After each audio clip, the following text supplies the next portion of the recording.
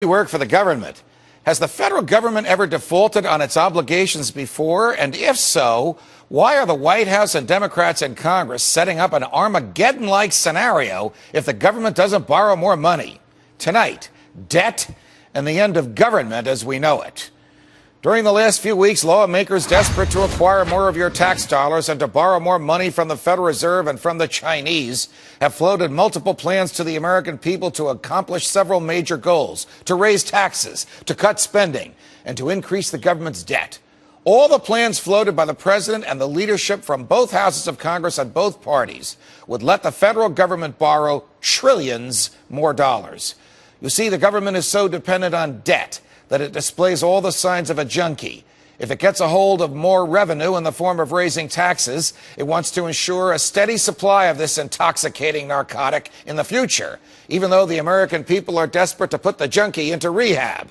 The politicians in Washington have a very serious problem. They simply cannot resist the temptation to spend. They also have a problem with the truth. The United States has defaulted on debt obligations before. In 1934, when FDR thought he could write the laws as well as enforce them, the government banned the ownership of gold coins and eliminated the rights of Americans to convert their gold certificates into coins or cash. The government then devalued the savings of all Americans by about 40% by revaluating the price of gold. Basically, the federal government forced all Americans to sell their gold coins to the Treasury for $25 an ounce, and then it sold that gold to foreign investors for $35 an ounce. Thus, every American was subject to the immediate pain and government-engineered loss of value of their assets. Do you think that losing almost half of your life savings would feel like a default? The government didn't call this a default, and it didn't admit to its theft. It called it a loss of, quote, convertibility.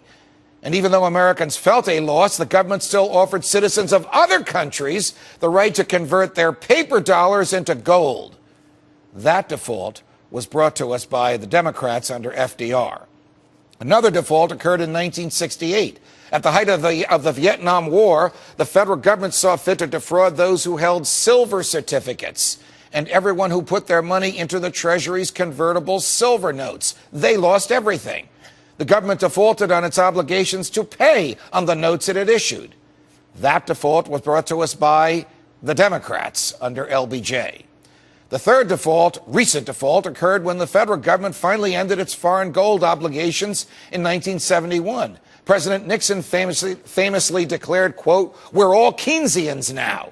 And the legal and constitutionally required relationship between the value of the dollar and a fixed amount of a precious metal was over. No foreign holder of gold certificates would be paid. The default was papered over. And today we live in a world where a little cabal of elite money meddlers at the Federal Reserve can control the amount of cash in circulation and what that cash is worth.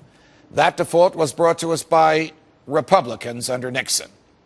So despite the fear-mongering on Capitol Hill, despite the rhetoric about the repeated raising of the debt ceiling in the past, the federal government has defaulted before, and it has recovered from the recessions and depressions that have marred our past.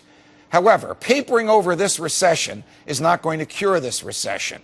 There can be no more cards played by the printing presses to pump money into the system to restore our broken economy.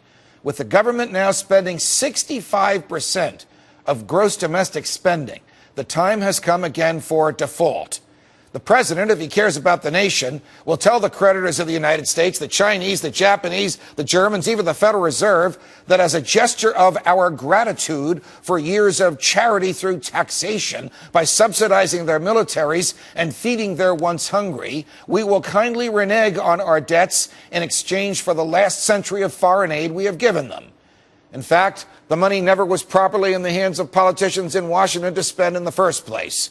And with respect to the Fed, Congressman Ron Paul has recently pointed out nearly $2 trillion of the $14.3 trillion in national debt is owed to the government's own bank. That would be the Federal Reserve. That should be defaulted first. It's money the government owes itself.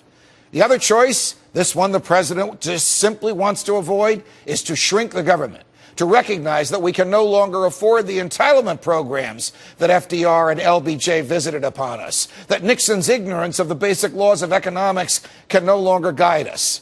If the Constitution means what it says, if it is the supreme law of the land, if we are entitled to a government that stays within its confines, then we should stop spending what we don't have, stop taxing generations as yet unborn, and return to a federal government whose first obligation is not to keep us well-fed or healthy, but to keep us free.